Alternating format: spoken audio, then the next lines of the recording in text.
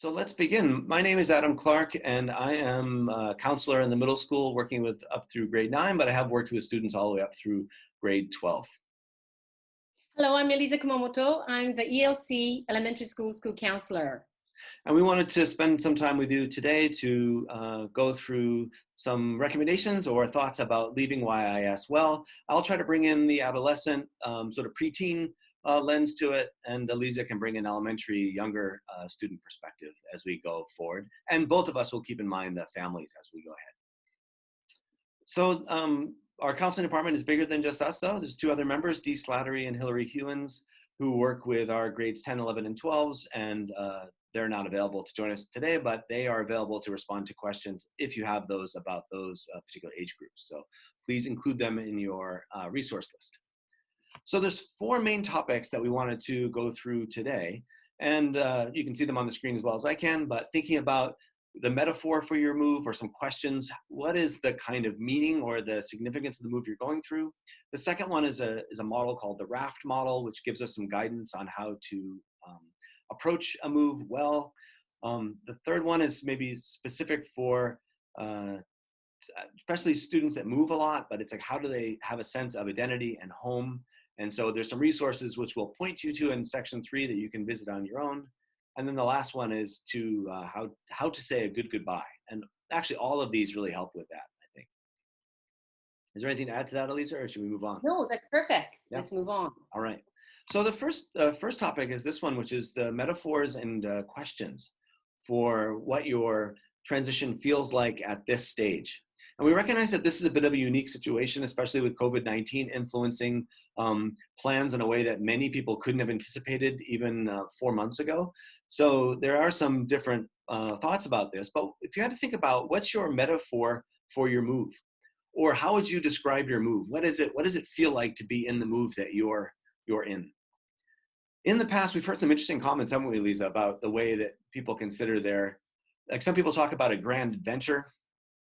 I've heard people talk about, it's like, oh, we're really on to the next thing. We're really looking forward to this new place that we've never lived before. What other? And I think it's also important to verbalize how we're feeling and put it in words and get it out, and sharing it is, I think, the process itself is very important, I think. Yeah, and sometimes those words will be positive, like a grand adventure. Other times they might feel like maybe more nurturing, like, oh, I'm returning home. Or even they could be something that feels maybe a bit more negative, and to be honest and transparent about that is really important. So, oh, this is a retreat, or, you know what, I'm very threatened by this. If that's how you're feeling, that's going to influence the kinds of needs that you have and also that your family has as you go into your transition.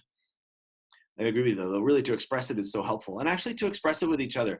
You don't necessarily need to drag your children along for every description, but at least with you and your partner to talk about what this move will look like or how it feels will be really important. All right, next one.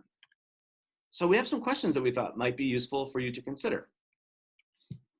This one focuses on us first, right, Eliza? Yes. So what are you excited about?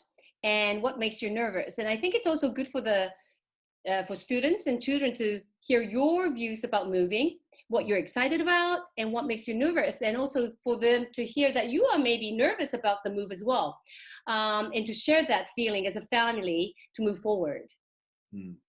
Definitely. And what do you think about, if parents are actually feeling quite negative about the move themselves? Like the metaphor that they came up with was, I don't know, this is a defeat. We thought it was going to work out well in Japan and it just hasn't. So we're going back. And we're also nervous about things. So we don't really have our plan sorted out yet. Or, what if the parents are really nervous? What kinds of thoughts do you have for them and how that impacts their children? Yes, I think the way parents experience transition, moving to another country, does affect especially little children, elementary school children. Therefore, I think it is important that maybe if you have a very negative feeling about it, maybe you share that with your partner. But with the children, you may share a little bit about your negative feeling, but usually with the negatives also comes, you can rephrase it into a positive mode. Maybe you're not looking forward to moving to a country, but there are good things about the move too. So maybe experiencing that there's not so good and the good, but then saying that there is also the good in the move as well, and focusing on the good thing is important. So just sharing the negative may not be so positive. So I think looking at the positive side is also an important process. Yeah, I think the same is true for adolescents. I mean, we often think, well, they'll think for themselves, they'll think on their own, but they are also influenced by the kinds of statements that we make. And so, just like Eliza was saying, even with adolescents, it's like to give them that balance. And if you are nervous about some things or are concerned about some things, to also then share how you're planning on managing that or how you're going to overcome that. And that message can be a little bit different for younger students, but still to share with them, yes, I'm nervous about this, but here's how I'm going to find my new job, or here's how I'm going to find my social community, or here's how I'm going to learn the language in the country that we're in. Whatever it is that you can show that sort of resilience and how you're going to deal with the things that make you nervous will also be helpful. So, but anyway, please think about this first, because that obviously influences how we interact with our children. The next step is to think about our children and like, what are some of the things that they're excited about, or what are some of the things that make them nervous, or what do you think your children would need? Are they aware of something that they need in this transition? What are some of the answers that we can anticipate from some of the younger students, Lisa, around some of the things that they might be excited about or nervous about, or that they might say that they need? And I have been catching up with the leavers in the elementary school, and they have mixed feelings. And it's a mixture of sad, not happy to move, leaving friends behind, but excited about being closer to relatives or closer to friends. So there's the mixed feelings about leaving, but I think the most important thing is to accept that every feeling is okay. And that people have different feelings, and bad feelings, sad feelings come with happy feelings at the same time. So first of all, let them express how they feel and share your feelings as well. And what can they do about the not so good feelings? So if they're going to miss friends, I'm very sad. Okay, what are some things that you want to do before you leave? And we will be talking about that later on. But to accept all the feelings that they may experience is very important.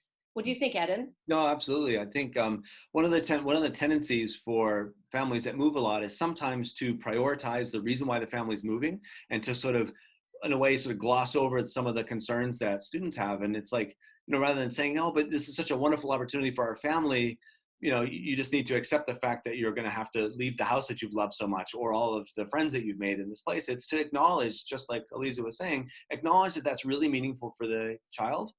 And yes, there are these opportunities, but just to really sort of validate what they're experiencing and to give that enough time, and to then help them sort of move through that in a constructive, positive way. So And I I think agree 100%. Yeah. Yeah, and one more thing is that I think with this COVID-19, things have changed. And in the elementary school, we have been talking about things we can change and things that we cannot change. The fact that we're not going to school, we cannot change, but how we feel at home, what can we do to be happy, is something we can control.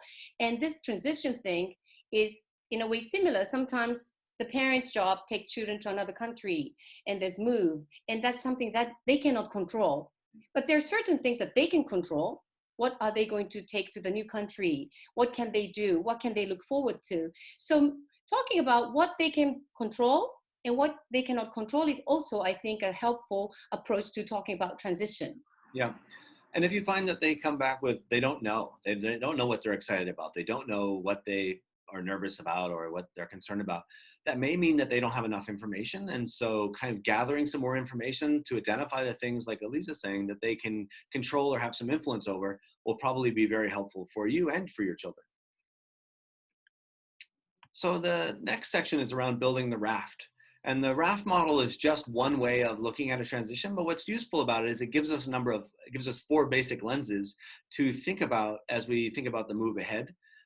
In the resources, we're going to share a Quizlet pack, which is a pack of cards, or almost like flashcards, but it just gives you little provocations, and you can flip one over and look at it and think about which aspect of RAFT it's asking about, and see if there's anything you'd like to do in response to that. So there's these 4 areas, right? Reconciliation, affirmation, farewell, and think destination. And reconciliation is around, if there's been any difficulties that have come along, or if there's sort of these unfinished threads that have been a part of your experience at YIS or in Japan, it's like, how can you draw these to a positive close? We see that a lot with students, don't we? Sometimes they'll go into their move and they're actually having like a conflict with a good friend, or they've drifted apart from somebody that they were really close with for like 3 years or something, and then in the 4th year they just haven't been that close. What would you say if someone said that they really had this close friend, they're going to miss them, but they've been drifted apart, and what would reconciliation offer, do you think, for that person? What could they consider doing? Eliza, what do you think? Oh, for little children you're talking Yeah, about. for little children, they're having a falling out with a Maybe, friend. of course, just like us, children have relationships that go smoothly. Some relationships are hard. So I think it's good for them to just make sure maybe they can write a little note and say, I'm leaving. I enjoyed our friendship. I enjoyed these experiences, and making sure that there's closure there. So if there were some kind of little fights or arguments and you have not so good memories about things, to make sure to resolve that before leaving. Yeah. That will be very helpful, I think. That's true. And these can be quite subtle. Like I was just talking to a student this morning, and they're organizing a Google Meet with a number of their closest friends. And one of the people that they wanted to make sure they invited was somebody who hasn't been as close a member of their group, but they want them to be there. So just by inviting that person in, I don't know if they're really going to sort of talk about the past grievances or anything, although that might be important for certain situations, but they're going to invite that person in so that they can leave on a good note. And what that allows for is for this platform that they're leaving here at YIS in Japan to be stable. So when they go to the next one, they're leaving from a peaceful past. For our adolescents in particular, it's like they can use those friends that they have made here to support them in the new place until that also becomes stable. So that kind of connection is really useful. So having a peaceful situation that you're leaving is really beneficial, I think. The next one's affirmation, which is around, like the word says, affirming or validating the things that you enjoyed about Japan, enjoyed about YIS. One of the things I hear a lot about from adolescents is that they like the freedom that Japan offers because of the safety, because of the public transportation. And this is something that's been disrupted through COVID-19. But I still feel a lot of students, and actually talking to the students leaving this year, a lot of them, that's something that they were looking forward to in the future. And so they're going to miss that if they are less able to move around. What do you think some of the elementary school students might say? Yeah, Adam, that's interesting because many children that I've talked with this week, they said safety, that they can just go out to the park and play and they don't have to worry about anything. Mm-hmm. And going to another country, they may have to worry about different things. So the safety issue. And of course, they have great memories about going to Don Quixote to eat sushi or going to game centers. So they have all these special places and memories. So it will be also good for them to revisit, to make sure that they go through the list of things they want to do before leaving Japan. Yeah. And so just like Eliza was saying, some of these might be some places that they really want to go or some types of foods that they would really like to eat one more time. And our access to restaurants might be a bit limited, but we still might be able to figure out creative ways of affirming those things that we really enjoyed about Japan. And I was talking to a student this morning, and she's already left the country, and missing a lot of things that she wasn't able to go to, like Harajuku. I was like, well, you know what? Like, go onto YouTube. There's videos, these random YouTubers that just like walk around and film stuff. She could walk through Shibuya. She could walk through the streets of Harajuku, just tagging along on someone's YouTube channel. And while that's not the same as going there yourself, it is something that they can do, and they can revisit those even with COVID-19. So some creative problem solving there. That's kind of similar to this idea of saying farewell or kind of saying goodbye. One of the things I know a lot of adolescents want to do is make sure that they spend time with their friends. Google Meets and Zoom meetings are a useful substitute for that. I've heard of students even doing like Zoom sleepovers where they like get together, they all go to sleep in their pajamas and they're all just in their own rooms, but they leave the Zoom, I know, isn't that nice? They leave the Zoom chat happening all overnight so they can have those kind of going to sleep little conversations about their friends or about school. And it just feels like a really nice way of sort of celebrating those friendships. What are some of the things that you know that some elementary school students need to do to say goodbye? Yes, and I think every family is different, and I know some families allow children to go to the park and play with other children. Some are selective in choosing who they can play with, and some families want to make sure that children are at home playing. So I know that it's different for every family, but they all say that they want to say the last goodbye or to the teacher, to their friends. So if parents could think about their own way of allowing children to say goodbye and farewell, and this is a very important way. So maybe Zoom, or it could be Skype, or if your neighbors get together, think of creative ways of getting together and saying the farewell. Yeah, and one of the things I heard about from another student was just sending little gifts. Like they They don't think they can actually go to all of their friends' houses because their friends are quite spread out, and they don't live in the same area of Kanto that their friends do. So they were thinking, oh, I could send little gifts via Amazon just to say thank you and see you later. That's not an endorsement of Amazon. It's just just an idea, right? You can send a little gift Yeah. and say goodbye. So that might be kind of nice. And then the last one is thinking destination, which is, as you think about leaving this place, if you're looking to the next place as with a sense of optimism and positivity, that can be really useful.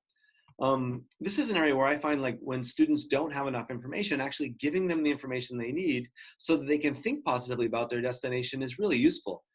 I found that, like, Google Street View is really great in terms of maybe walking around the neighborhood where they might be living, looking at their school. Websites are also really useful. What are some of the things that you've recommended or you've heard people use that have allowed them to think about their destination in real terms? Yeah, and I know that children have been using Google, Mm. and I know one student shared a time when she wanted to show her friend the new school she was going to in the neighborhood. Yeah. So they got on Zoom or some kind of online chat, and they were able to share the screen. And she was explaining, this is where I'm going to be, and my school looks like this, and they had a great time. So I think using the internet to actually virtually visit the places where they're going to move or the school, that is a fun experience for the students. Definitely. And some schools even have, like, virtual tours where you can kind of they'll Yeah. walk around and you can kind of almost like choose your own adventure through the school and get to know the place a little bit. And that is really important for students.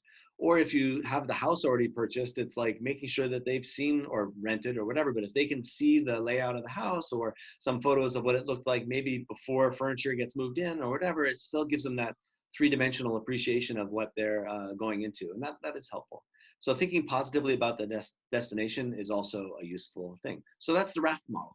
And in the Quizlet, there's a number of questions. Reconciliation questions can be a little bit confronting because it asks you about sort of unfinished business, but affirmation and farewell and thinking destination are all very positive. So please spend some time looking through that card deck and giving some consideration to those different areas. This one is feeling at home. And, we spend a lot of time actually PYP is really solid in this regard, but MYP and IBDP is to some extent as well, which is kind of, who am I? What is my identity about? And how do I feel at home in different places? When we see that students are moving quite a lot, especially if they come from multiple cultures themselves, sometimes it's challenging, like, oh, I'm half French and I'm half German. I've never lived in France. I've never lived in Germany. I've only lived in Australia, and now I'm in Japan. It's like these complicated narratives take some unpacking to help students to develop a strong identity that is connected to both themselves personally, but also their place. One of the things I'm aware of is that sometimes students will live in Japan and actually feel very connected to this country, even though that they themselves are not Japanese by nationality or ethnicity, but they do feel really connected to this location. And so then a couple of resources that are in this slide presentations, one is, where do people consider home and how do they talk about moving? This is a great resource here around third culture kids. This is another one. Starts off with how comfortable some third culture kids can feel in an airport, because those tend to be quite consistent across different experiences.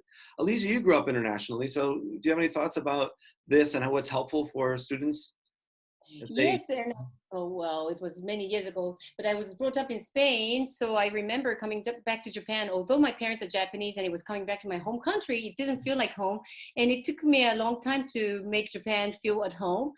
And so I do understand some children going to another country and not feeling home, although it's their home. But I think the feeling of not feeling home in different places itself is an identity. Mm-hmm. And I think when we watch this video, there are many third culture kids, and they have different definitions of home. Some say it's where the family is. So now the world being so global, it's not the passport nationality necessarily.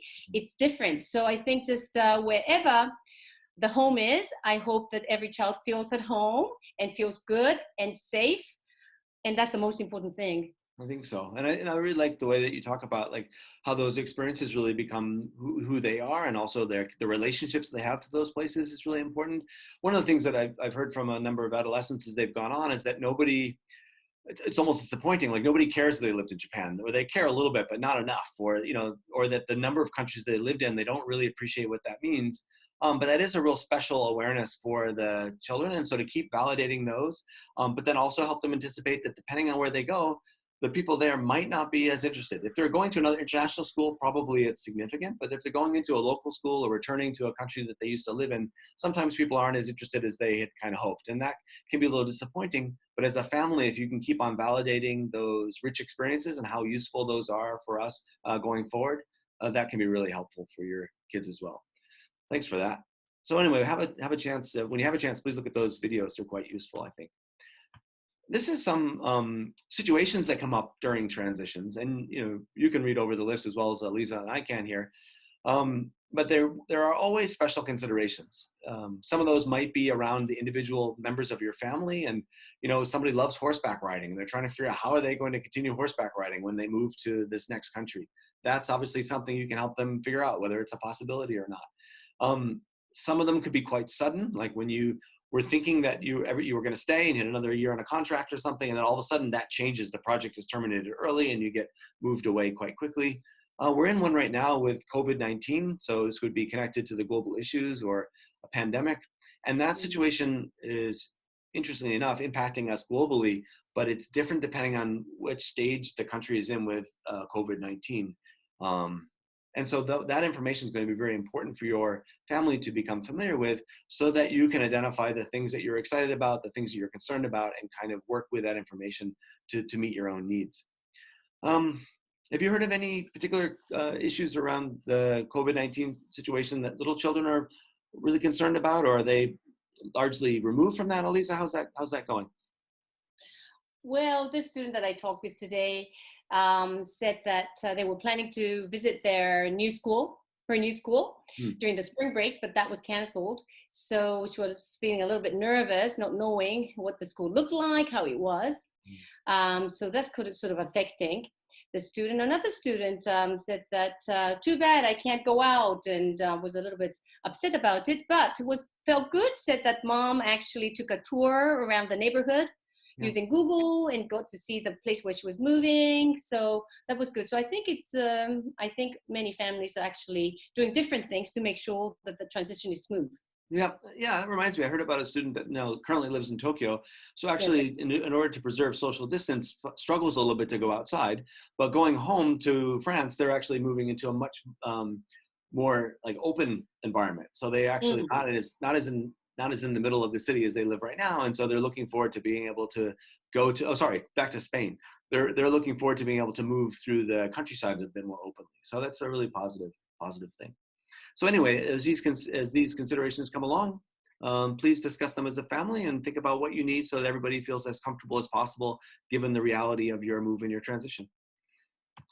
One of the things that comes up in this slide, which I kind of like, is an emphasis on skills. So once you've identified the particular challenges for your family, it's like, what skills do people need to be able to navigate those transitions as smoothly as possible? And we already talked about one of those earlier when we were discussing about, okay, these are the things I'm nervous about.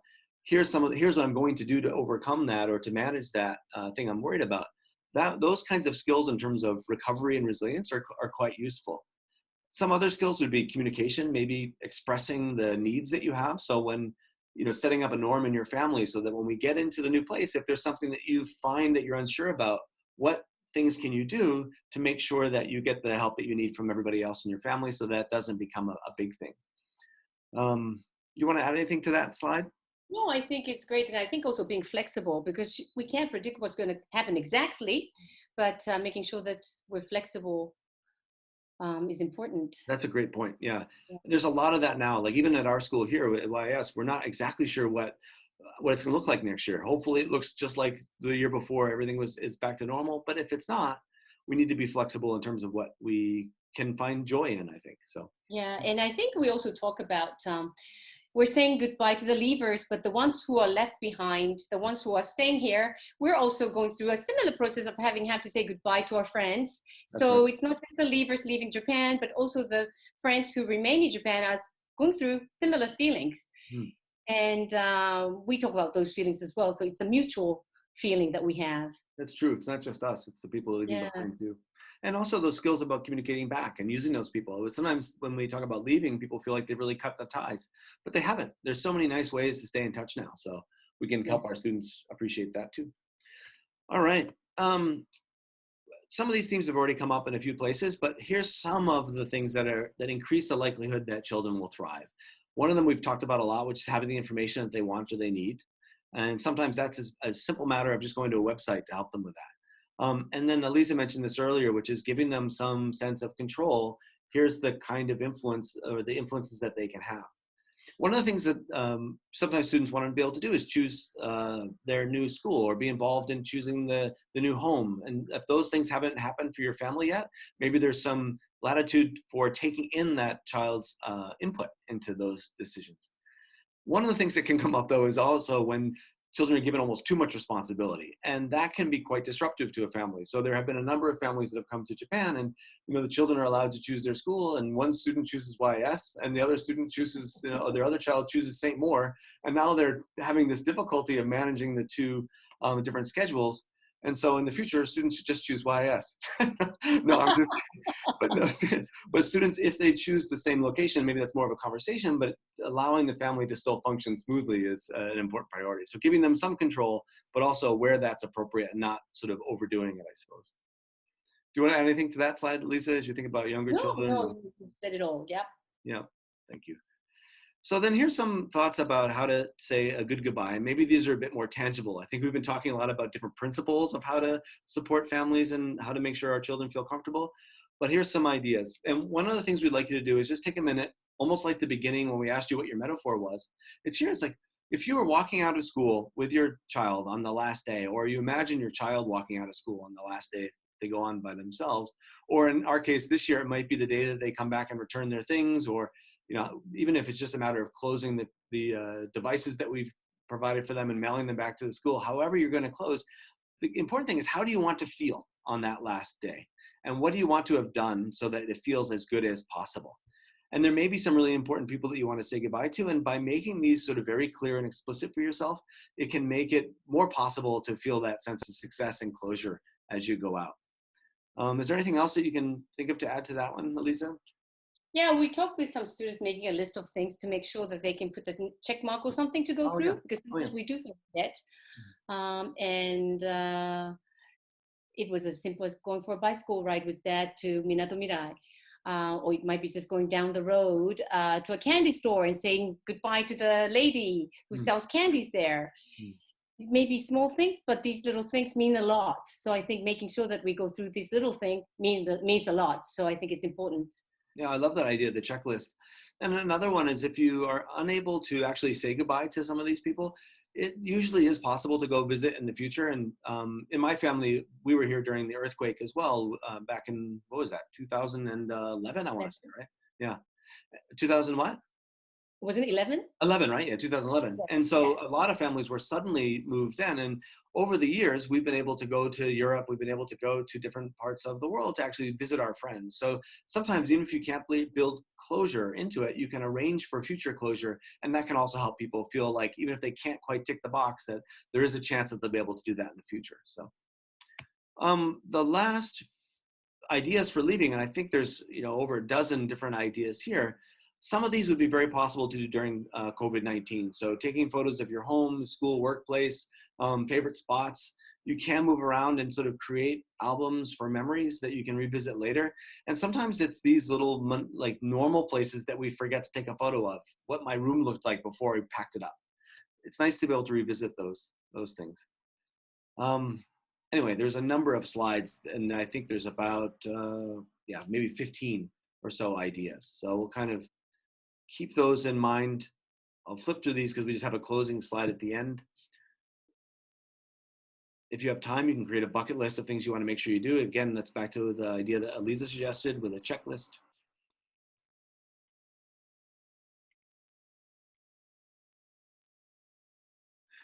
This is one which is the feel what you feel, and this goes back to a point that Eliza made as well. It's really okay to feel what you're feeling, and then to acknowledge that, and then to allow us to kind of move forward through both the positives and the negative feelings.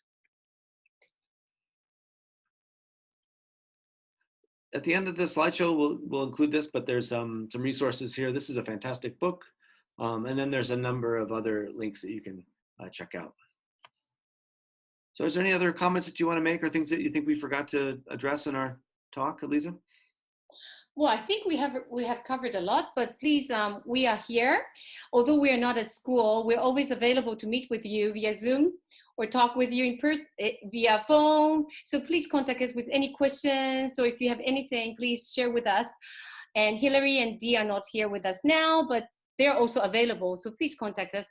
And I hope you are all taking wonderful memories with you from Japan and YIS, and wishing you the best in your next move.